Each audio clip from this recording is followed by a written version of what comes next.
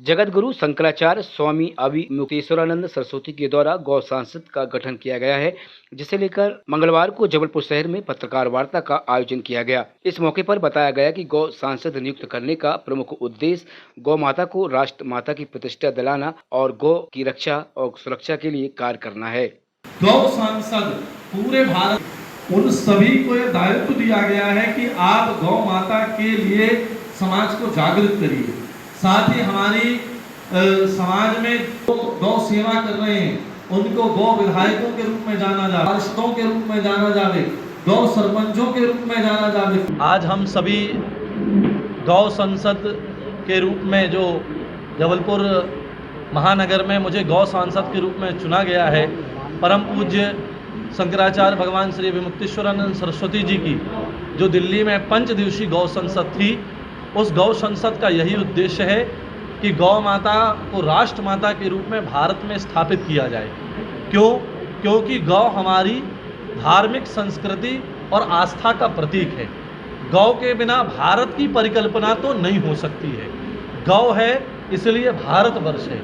इसी उद्देश्य को लेकर हम सब आज यहाँ एकत्र हुए हैं और गौ माता को राष्ट्र माता का दर्जा मिले, यह समस्त जनप्रतिनिधियों से और सरकार से आग्रह करते हैं। गौ को पालना समय के आधार पर किसी की परिस्थिति है और किसी की परिस्थिति नहीं है, पर हाँ, जो गौ सेवक हैं, यहाँ पर भी बहुत सारे गौ सेवक उपस्थित हैं, आप उनसे पूछ सकते हैं।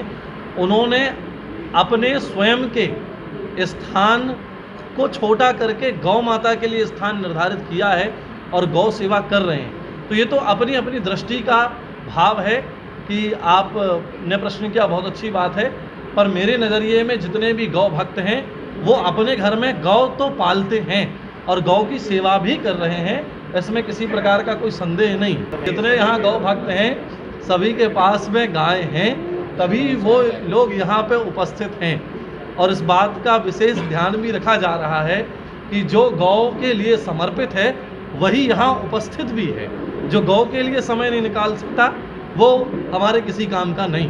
गौ संसद ने 21 नियमों पर गौ संसद काम कर रही है। उसमें एक नियम यह भी है कि जो गौ पालता है और अपनी गौ को वो आवारा पशु के रूप में छोड़ देता है, उसके ऊपर FIR का प्रावधान भी बनना चाहिए, ऐसा उसमें नियम भी है। तो इस बात ने आपने प्रश्न किया, बहुत अच्छा प्रश्न है ये आपका। और मैं आपको बता देना चाहता हूँ कि जो भी गौ पालते हैं उनसे भी आग्रह है कि आप अपनी गौ माता की सेवा अपने घर पे करिए और जितनी हो सके, यदि आप एक गाय की सेवा कर सकते हैं तो एक ही रखिए, आप 4 गायों को मत रखिए। पर आने वाले समय में यदि कोई गौ के साथ बर्बरता करता नजर आएगा, चाहे वो गौ मालिक क्यों ना हो, तो उसके साथ में बड़ी कठोरता के साथ में कानूनी कार्रवाई उसकी की जाएगी। अभी पनागर में एक घटना हुई है कि एक किसान ने खेत में पहुंची गाय को मारा, गाय बेहोश हो गई, तो उसमें हमारे पीछे खड़े हुए हमारा जो परिवार है उसने उसको ऊपर FIR की, वो अभी जेल में है। तो इस प्रकार के किसी व्यक्ति को माफ़ नहीं किया जाएगा समाज में, चाहे वो कोई भी व्यक्ति हो, चाहे हमारा हो चाहे पराया हो। पर गौ माता के प्रति जो बर्बरता अपनाएगा उसको सलाखों के पीछे जाना ही पड़ेगा।